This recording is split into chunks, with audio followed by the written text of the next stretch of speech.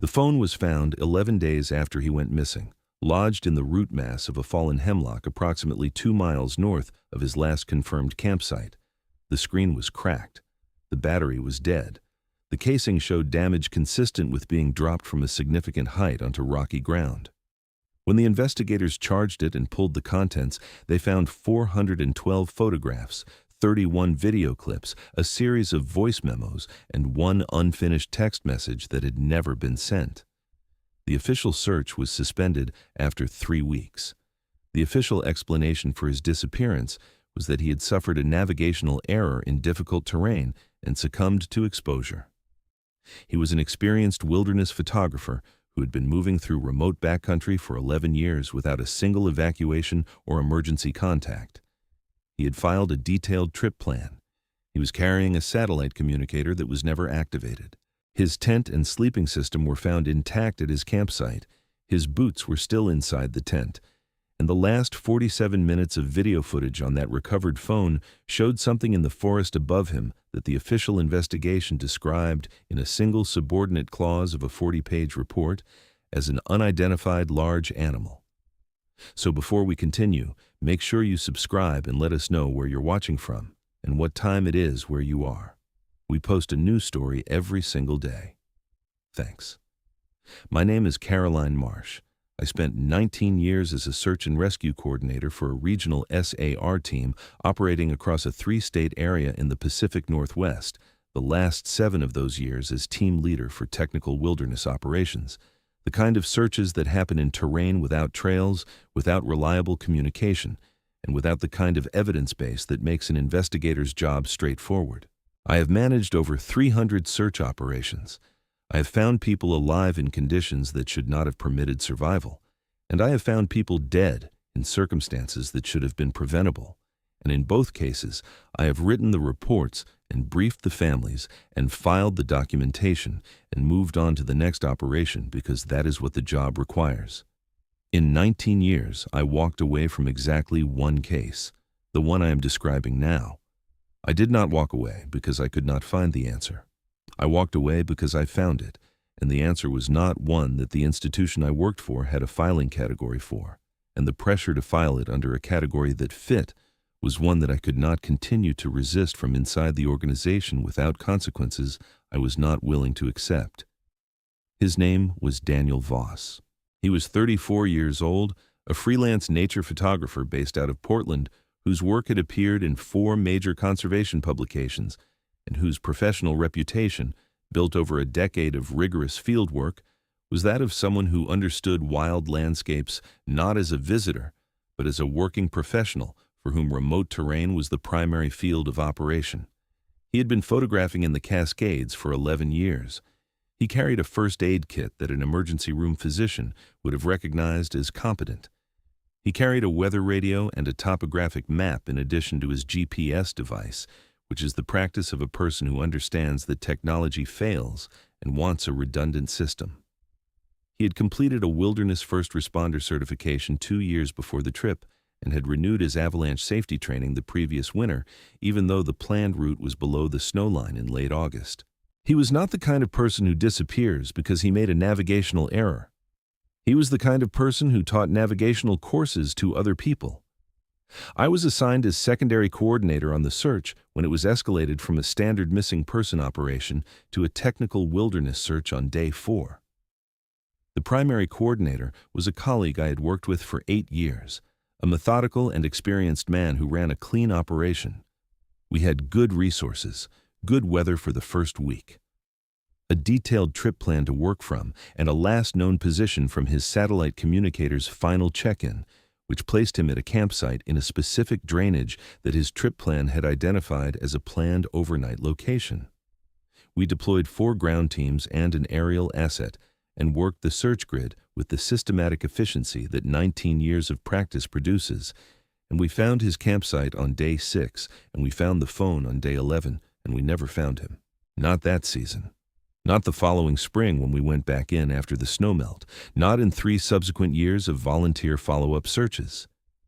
Daniel Voss walked out of his campsite without his boots, without his satellite communicator, without his camera, without any of the equipment that a person who had been doing this for 11 years would not willingly leave behind. And he did not come back. The phone was not released to his family immediately. It was retained by the county sheriff's office as evidence in an ongoing investigation. And then, at a point approximately 6 weeks after the search was suspended, transferred to a state agency office whose specific involvement in a wilderness missing person case I could not immediately explain, and whose name I will not use for reasons that will become clear. I know about the transfer because I maintained contact with the lead detective on the case, a county investigator who had been thorough and honest throughout the search, and who called me 3 months after the suspension to tell me that he had been asked to forward all digital evidence from the Voss case to a state-level office, and that the request had come with a specificity of language about the nature of the material that had made him uncomfortable. 3 weeks later, he sent me a message saying that he had made a personal copy of the phone contents before transferring the originals, that he had done this because he believed the evidence was going to be inaccessible through standard channels, and that someone outside the official structure should have it, and that if I wanted to see it, I should contact him through a personal email address rather than his department account. I contacted him. He sent me an encrypted file. I have had that file for 2 years, and I have watched its contents more times than I can count, and I am going to describe what it shows in the precise, clinical language that 19 years of field documentation have built into me. And I am asking you to stay with that description, even when it becomes difficult, because the footage is the only thing Daniel Voss left behind that tells the truth about what happened to him. The video files span the last 3 days of his documented presence in the field. The first 22 clips are consistent with his professional output: wildlife photography, landscape composition, some technical test shots, adjusting exposure for the late afternoon light in dense forest canopy. He narrates several of them in the low, focused voice of a person working through a creative problem, adjusting settings, evaluating results, moving to a new position. He sounds calm and engaged. He sounds like a person doing work they are good at in a place they are comfortable being. The 23rd clip is where the footage changes. It was recorded at 6:41 in the evening on the 2nd of August, and it begins the way the others begin, with him adjusting his position and framing a shot along a ridge that runs east to west above the drainage where he had made camp.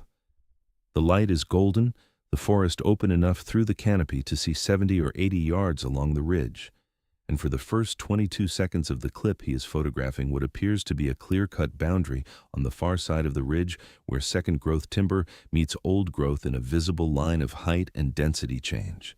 Then the camera stops moving. The frame holds for 3 seconds in a way that, if you have ever reviewed a photographer's working footage, you learn to recognize as the involuntary stillness of a person who has seen something unexpected and whose hands have gone still before the brain has processed why. It is not the deliberate stillness of someone composing a careful shot. It is the stillness of interrupted intention.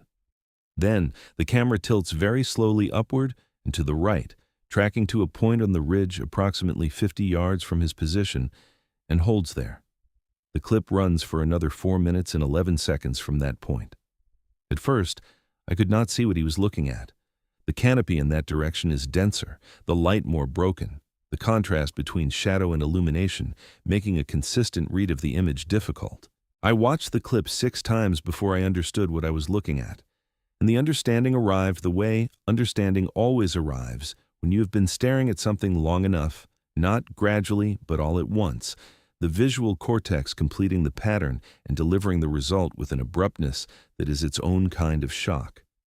What I had been reading as shadow and broken light and the vertical geometry of old-growth trunks resolved into a figure, upright, motionless, standing between 2 large Douglas firs at a distance I estimated, using the known diameter of old-growth firs in that drainage as a scaling reference at approximately 45 yards. Tall enough that its upper portion was visible against the lighter sky above the first branch line of those trees, which in old-growth Douglas fir typically occurs at 30 to 35 feet above ground level. The figure did not move for 3 minutes and 40 seconds of that 4-minute clip. It stood between those trees the way something stands when it is not concerned about being seen, not using the trunks as cover, not positioned to minimize its profile, simply present in the partial shadow of the canopy with the absolute stillness of something that had no reason to move. At 3 minutes and 40 seconds into the clip, Daniel's breathing changes. He's been breathing audibly through the microphone the entire time, the quiet, controlled respiration of a person holding a camera steady, and the change is subtle but unmistakable if you are listening for it.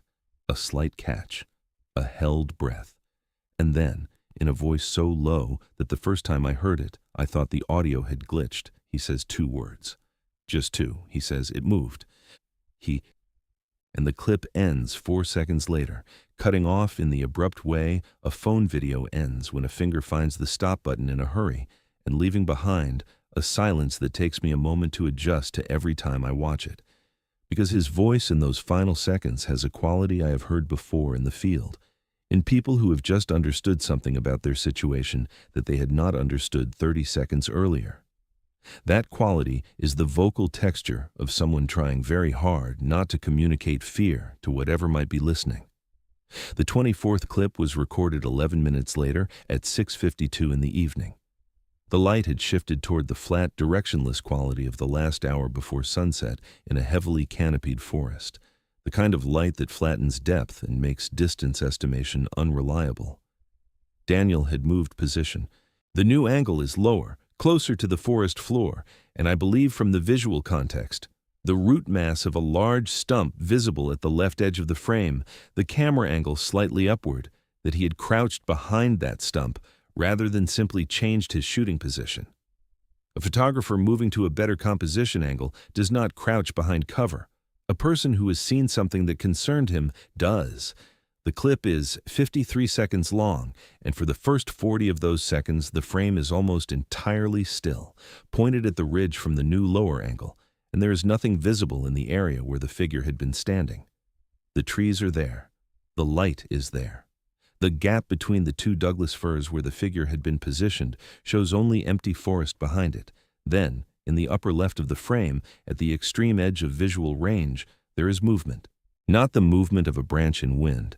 There was no wind that evening. The earlier clips show foliage completely still, but a large, fluid displacement of shadow and mass that crosses perhaps 6 feet of open sightline between 2 stands of timber, and is gone. The clip ends 6 seconds after that movement. Daniel does not narrate this one. There is no voice, only the sound of his breathing, which by this point in the footage has lost the controlled, even quality of the earlier clips and has taken on the slightly elevated, slightly irregular rhythm of a person managing physiological stress. The voice memos begin after the 24th clip. He recorded 9 of them across the remaining footage, and they represent the most difficult material in the file, not because of what they describe, but because of what they reveal about the progression of his understanding across those final hours. He was a precise observer. His professional discipline required it, and it held even as the situation around him deteriorated. The first memo was recorded at 7:14 in the evening of August 2nd, 11 minutes into the time gap between clips 24 and 25, and he speaks in a voice that is quieter than his narration on the working clips and more careful, each word selected and placed with the deliberateness of someone who is constructing a record rather than thinking out loud. He says he's been watching the ridge for approximately 20 minutes from his current position and has seen movement on 3 additional occasions, each time in the peripheral sightline rather than the central one, each time in a different location relative to the gap between the 2 firs where the original figure had been standing. He says the movement pattern is not consistent with any large game animal he has observed in 11 years of working this terrain. He says the displacements are too large and too vertical for deer or elk, and the positioning, always at the outer edge of his field of view, always just past the point of direct focus, is consistent with something that is monitoring his sightlines. That phrase, monitoring his sightlines, is the one that stopped me the first time I heard it, because it is the vocabulary of a person who has concluded that what is moving in the trees above him is aware of where he is looking and is moving accordingly. That conclusion, in a professional wildlife observer with 11 years of Cascades field experience, is not a conclusion reached lightly or quickly. He had been watching for 20 minutes and had seen enough to arrive there. The second voice memo was recorded at 7:49. The light would have been nearly gone by this point, the forest moving into the deep blue-gray of late dusk under a heavy canopy. His voice in this memo is lower, and the words are more compressed, as if he has become more conscious of the volume he is producing. He says he has counted what he believes to be 3 distinct individuals based on the separation distance between simultaneous movements he has observed on 2 occasions. He emphasizes the word simultaneous and repeats it once, the way a scientist does when they want to make certain the record reflects the precision of the observation. Simultaneous movement at 2 locations separated by an estimated 60 yards, not sequential, not one figure moving quickly between positions, 2 positions active at the same time. He says he is going to attempt to move back to camp before full dark using a route that stays below the ridge and maximizes his distance from the movement he has been observing. He says he is leaving his tripod in place as a reference point and will return for it in the morning. He never returned for it. We found it on day 8 of the search, still standing exactly where he had left it, and at the time we logged it as evidence that he had intended to return and something had prevented him. The footage tells me now what that something was. The 25th through 29th clips cover his movement back toward camp. He was filming as he moved, which is consistent with his professional habits.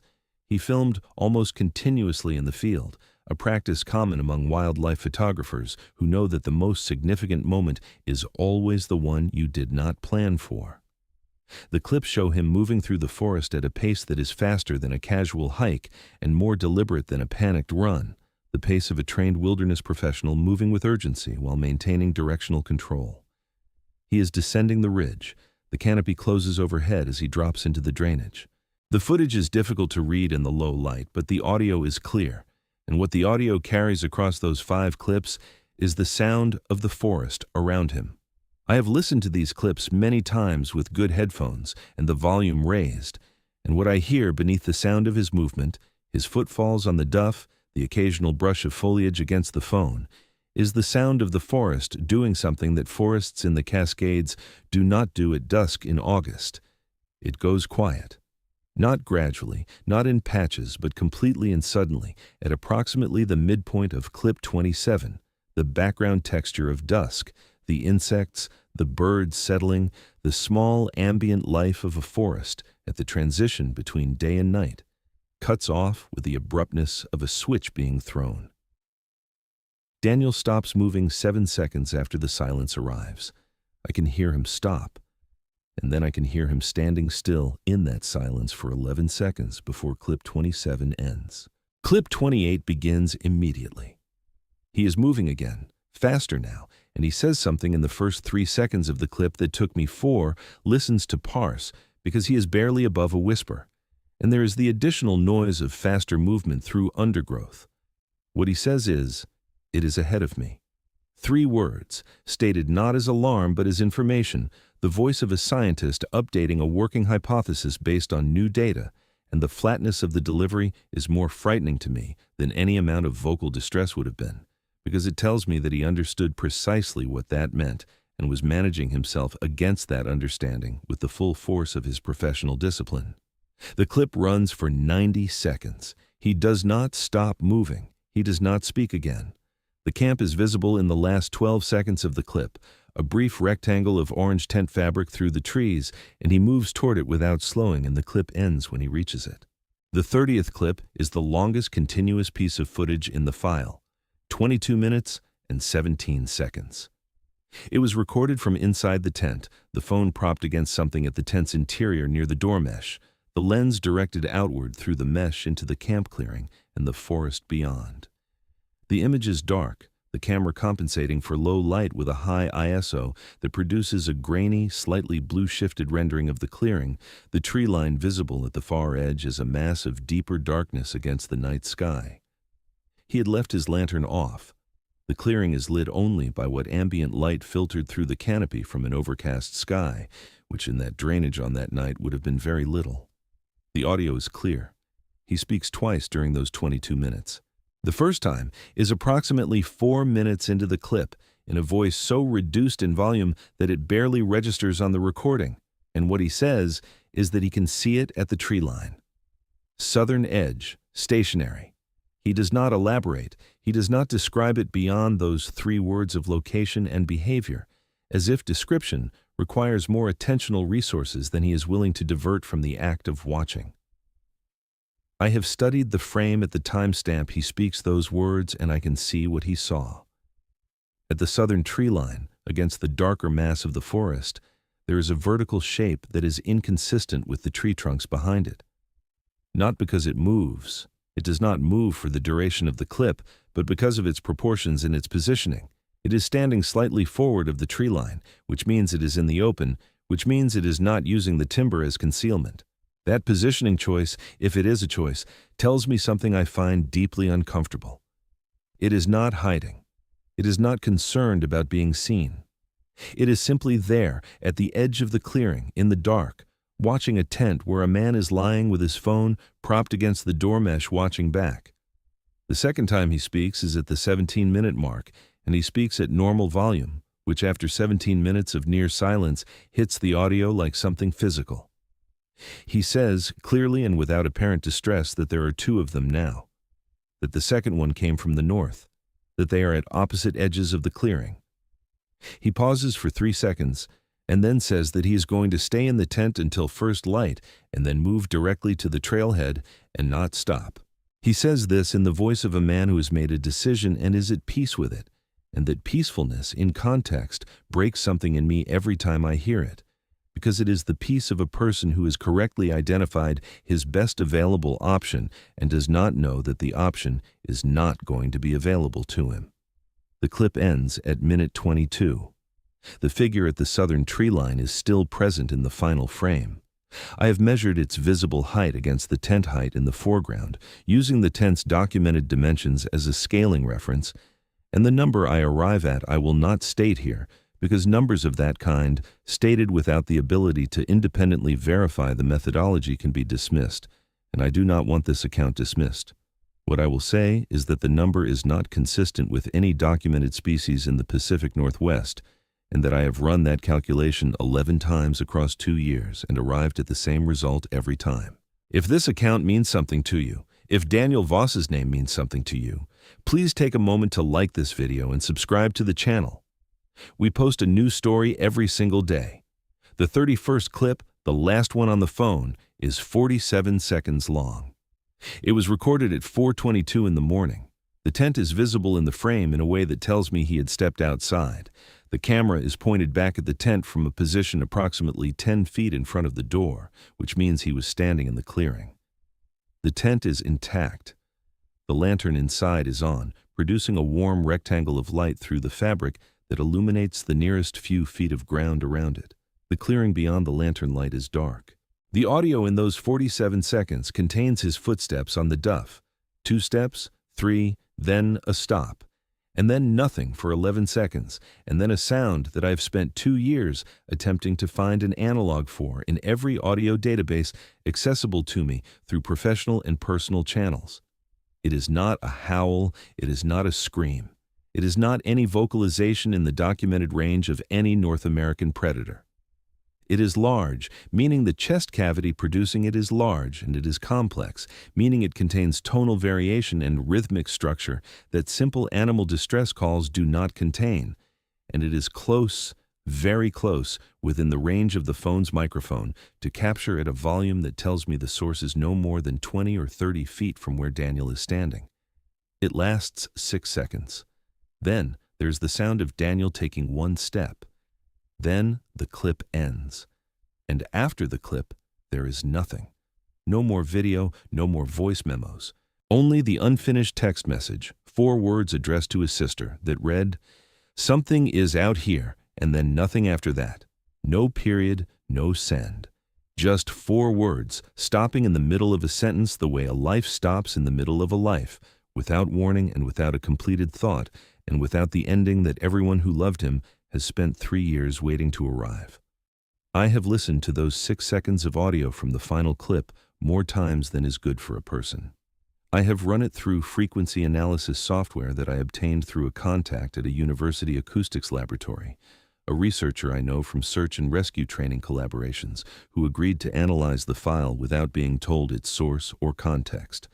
His report, delivered 3 weeks after I sent him the raw audio, used language that I will quote as accurately as my memory allows, because I did not retain a copy of the document and no longer have access to him through the channels I used. He said the vocalization contained elements consistent with large mammalian laryngeal production, but exhibited harmonic complexity and rhythmic patterning that fell outside the documented range of any North American species in his reference database. He said the fundamental frequency was lower than a timber wolf's full howl, which already represents the lower boundary of documented canid vocalization in the region, by a margin that implied a resonating chamber significantly larger than any wolf. He said there were overtones in the upper register that did not follow the harmonic series that natural vocal production generates, which meant either the recording was processed or filtered in some way. It was not I provided the raw file, or the vocal apparatus producing the sound had a structural complexity that exceeded standard mammalian laryngeal anatomy. Then he said something that he prefaced by telling me he was speaking as a person rather than as a scientist, which is a distinction that people with serious academic training only make when they are about to say something they cannot support with data, but cannot in good conscience withhold. He said that if he had to characterize the intentionality of the vocalization, whether it was a distress call, a territorial assertion, a hunting signal, he would say it was none of those things. He said it sounded directed, aimed. He said it sounded like something that knew someone was there and was addressing that specific someone rather than broadcasting into the environment generally. He sent his report and did not respond to my follow-up message and has not responded to any subsequent contact. I do not know whether that silence is coincidental. The official investigation into Daniel Voss's disappearance was closed 14 months after the search suspension, classified as an unresolved missing person case with death presumed, cause undetermined. The 40-page report that the county sheriff's office produced is available through a public records request, and I have read it with the specific attention of someone who knows what is not in it. The footage from the recovered phone is described in 2 paragraphs of the evidence inventory section. The video content is characterized as documenting the subject's activities during his final days in the field.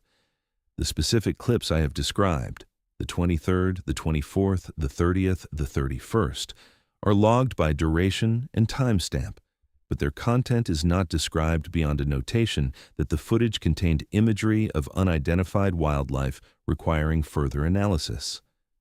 There is no record in the report of that further analysis having been conducted. The voice memos are logged as personal audio recordings. Their content is not transcribed or summarized. The unfinished text message is noted as present on the device. Its text is not quoted. The transfer of the digital evidence to the state office was not mentioned anywhere in the report. That transfer happened. I know it happened because the detective who contacted me witnessed it and documented it in his own records before he was asked, in a conversation he described to me as not quite a direct order but not quite a request either, to remove the notation from his case file. He told me this 6 months after our initial contact, in a conversation he initiated, and he told me he was telling me because he had decided that his obligation to accurate record-keeping outweighed his obligation to institutional comfort, and that he wanted someone outside the department to know the complete sequence of events in case the question of the evidence transfer ever became relevant to something larger. He has since retired. He has not spoken publicly about the case. I will not use his name.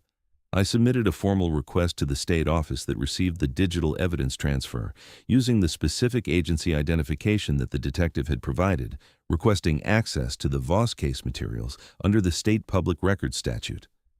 The response arrived 6 weeks later. It stated that the agency had no record of receiving materials associated with the Voss case. When I provided the transfer documentation that the detective had given me, the response was a second letter stating that the documentation I had provided did not correspond to any transaction in the agency's records management system and that no further response would be forthcoming. The letter was signed by a name I could not locate in any public-facing staff directory for that agency. I have saved both letters. I have saved all of it. Every piece of paper, every audio file, every email exchange, stored in 3 separate locations in 2 different states, because the alternative is having it disappear the way the evidence disappeared and the way Daniel Voss disappeared. into a process that produces official documentation of an outcome while leaving the actual truth of what happened in a filing category that the public is not permitted to access. I left the SAR team 8 months after Daniel Voss's case was closed. The formal reason I gave was that after 19 years, I needed a change of focus and wanted to pursue independent consulting work, which was true enough to serve as a reason and incomplete enough to avoid the conversation I did not want to have with colleagues I respected. The actual reason was that I had spent 8 months attempting to raise, through internal channels, the question of why the footage from a missing person's recovered phone had been transferred out of the investigating agency's custody before the investigation was complete, and what I had found at the end of those 8 months was not an answer, but a consistent pattern of misdirection that required a degree of institutional coordination that I did not want to fully map from inside the institution. When you begin to understand the shape of a thing by its outline rather than its substance, by what it deflects and what it redirects rather than what it says directly, you have learned something about the kind of problem you are dealing with. I had learned enough to understand that continuing to ask the question from inside the organization was not going to produce a different result. It was going to produce a file on me, and eventually an outcome for my career that would be described in language as carefully insufficient as the language in Daniel Voss's case report. I think about him often, not in a way that has become easier with time, which is what people who care about you tell you will happen, and which does not always happen. I think about the 22 clips of professional, focused, technically competent work that precede the 23rd clip, and the way they establish so clearly who he was, a person who was good at his work, careful in his practice, deeply familiar with the landscape he was moving through. I think about the voice memos and the precision with which he documented what was happening even as it was happening, holding to his observational practice in conditions that would have dissolved the practice of a less disciplined person. I think about the word simultaneous, repeated once for the record, and what it cost him in terms of composure to say that word in that moment with everything it implied. I think about the 17 minutes of silence in the tent clip and the one sentence he spoke when he broke it, delivered in the voice of a man at peace with a decision, and I think about the fact that peace was real, that he genuinely believed he knew what he was going to do and that it was going to work, and that whatever came out of the forest at 4:22 in the morning changed that in 6 seconds and 47 seconds of video and 4 words that did not get sent. His sister has never stopped looking. I will not use her name either, but I'm aware of her efforts and I have been in contact with her through channels that are deliberately indirect and that both of us understand are necessary given the nature of what happened to the evidence in this case. She has maintained a public presence on the question of her brother's disappearance, pushing for the investigation to be reopened, requesting access to the case materials, contacting journalists and documentary filmmakers and anyone else who might bring external attention to what she correctly understands as an incomplete accounting of her brother's last days. She has hit the same walls I hit, described in different official language, producing the same result. She knows some of what I know. She does not know all of it, because some of what I know I believe she is better protected by not knowing formally, in the specific way that knowledge creates legal exposure and deniability is a form of safety. I do not like that calculation. I make it anyway because the alternative is worse. There are currently 47 documented missing person cases in the Pacific Northwest, spread across the past 15 years, that share a specific cluster of characteristics with Daniel Voss's disappearance. Experienced wilderness users, not casual hikers, adequate or superior equipment, filed trip plans or known itineraries, satellite or emergency communication devices that were never activated, campsites found intact, searches that produced no remains and no evidence of the kind of traumatic incident that conventional predator encounters produce. I am not stating that all 47 of those cases involve what happened to Daniel Voss. I am not capable of making that determination, and I will not overreach my evidence.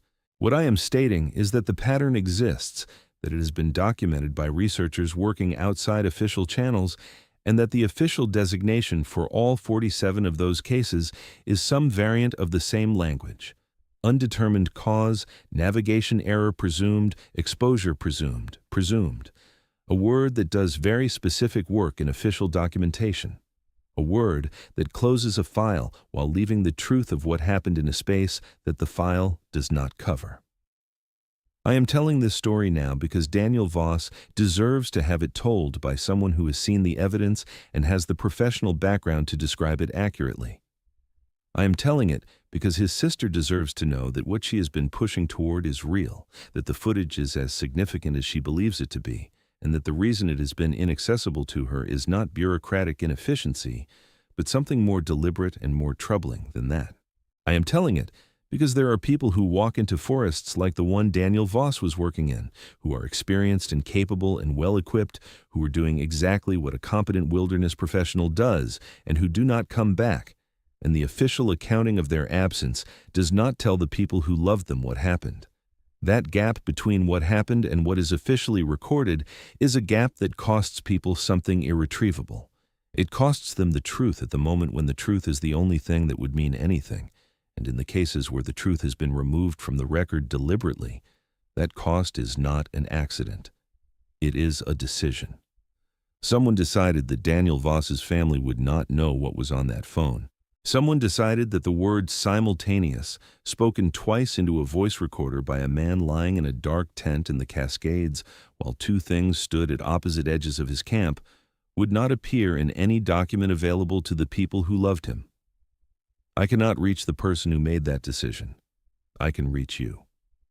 If you go into remote wilderness in the Pacific Northwest, or anywhere that bears the ecological and geographic signature of the terrain where these encounters cluster, dense old-growth canopy, deep drainage systems, minimal trail infrastructure, significant distance from the nearest reliable communication, I am asking you to carry a satellite communicator and to use it, not just to check in, but to describe your immediate environment in detail at regular intervals.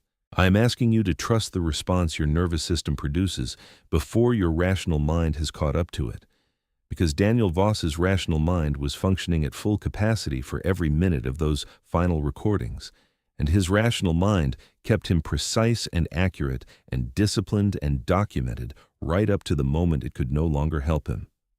The nervous system is older than reason. It knows things that reason has not yet been told. If the forest goes quiet in August, at dusk, when it has no reason to go quiet, if the quality of the silence around you changes in a way that you can feel before you can explain, I am asking you to listen to that feeling before you listen to the explanation. Daniel Voss knew something was wrong. I know this because he documented it with the methodical precision of a professional who had been trained to document things accurately. And the documentation shows a man who understood his situation clearly and managed himself against that understanding with extraordinary discipline, and who still did not make it out of that drainage before 4:22 in the morning on the 3rd of August. His name was Daniel Voss.